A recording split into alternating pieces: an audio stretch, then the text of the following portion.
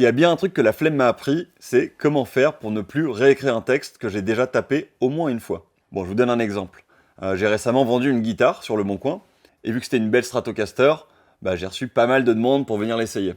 Et du coup, pour chacune des demandes, j'ai dû envoyer mon adresse. Alors c'est vrai que j'aurais pu l'écrire une fois, la mettre de côté, puis la copier-coller, mais ça m'aurait obligé à retourner dans une précédente conversation, retrouver l'endroit où j'avais noté l'adresse, la copier, revenir dans la nouvelle conversation, le coller. Bref, pas super optimal. Et pour bien gérer ça, justement, il y a des outils magiques. C'est ce qu'on appelle les text expanders.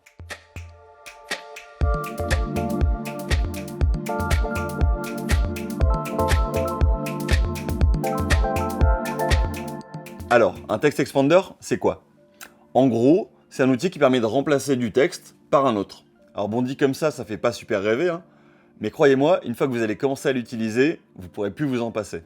Dans mon exemple, sur Le Bon Coin, j'ai dit au text expander qu'à chaque fois que je tapais $ADR, donc ADR c'est pour adresse, il fallait le remplacer automatiquement par mon adresse.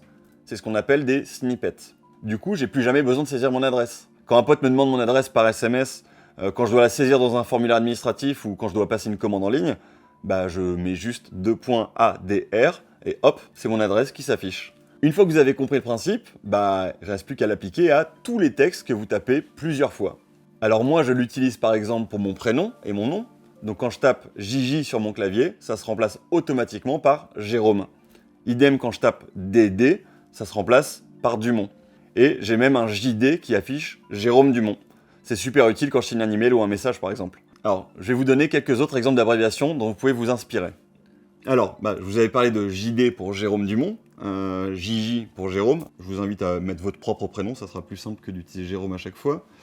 Mon adresse, mon numéro de SIRET, numéro de TVA, mon numéro de téléphone, super pratique ça. Je tape juste tel et ça l'affiche. Des signatures de mail, let me know, à très vite avec ATV, DLA pour dans l'attente de votre retour, je vous souhaite une excellente fin de journée, plus formelle.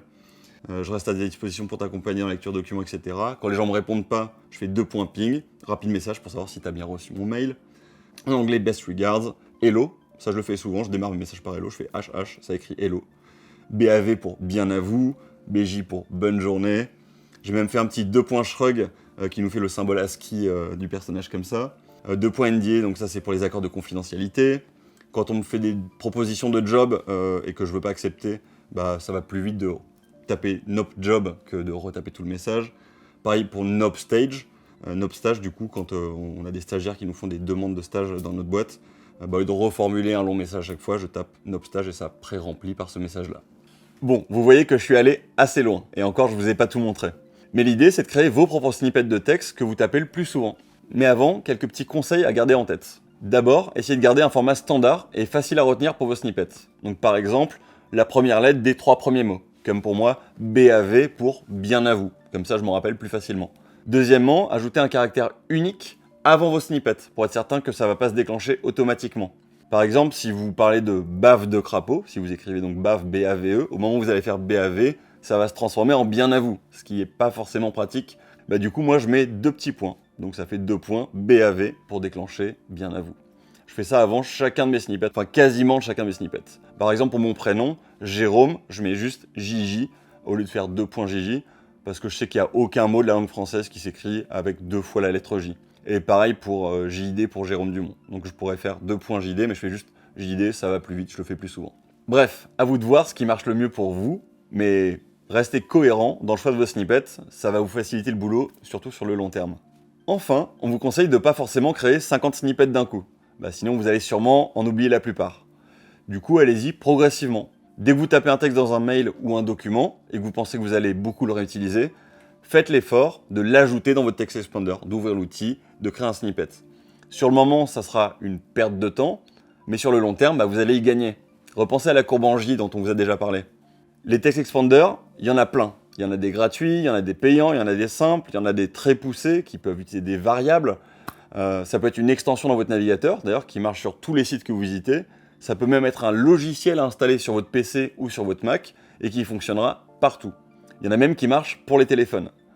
On va vous mettre plusieurs liens vers les meilleurs outils dans les ressources. Il y en a même qui génèrent des variables automatiquement, comme les dates. Ah oui, une bonne utilisation des text expanders. Ça peut corriger vos fautes de frappe à la volée. Alors moi, quand je tape un peu vite sur mon clavier, ça m'arrive assez souvent d'inverser des lettres. Et souvent sur les mêmes mots d'ailleurs. Par exemple, quand j'écris bien, B-I-E-N, bah souvent j'écris bin, B-I-N-E. En gros, j'inverse le N et le E.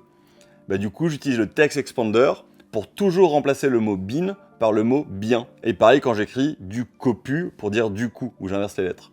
Vu que le mot copu n'existe pas, ça se remplace toujours par coup. D'ailleurs, il y a des listes préétablies avec des centaines de mots sur lesquels on fait le plus de fautes de frappe ou des fautes d'orthographe. Vous pouvez les télécharger et les ajouter à votre text expander. Ça corrigera tout ce que vous tapez au fur et à mesure que vous écrivez et on vous en partage dans les ressources. Encore une fois, ça dépend de vous. Peut-être que vous faites jamais aucune faute. Et vous pouvez même pousser l'outil encore plus loin pour vous permettre d'utiliser des abréviations type SMS comme JMS pour jamais, PDT pour pendant, QQ1 pour quelqu'un, QD pour quand, etc. Voilà, vous savez tout. Le seul truc, c'est de faire attention aux fautes quand vous allez utiliser l'ordinateur de quelqu'un d'autre.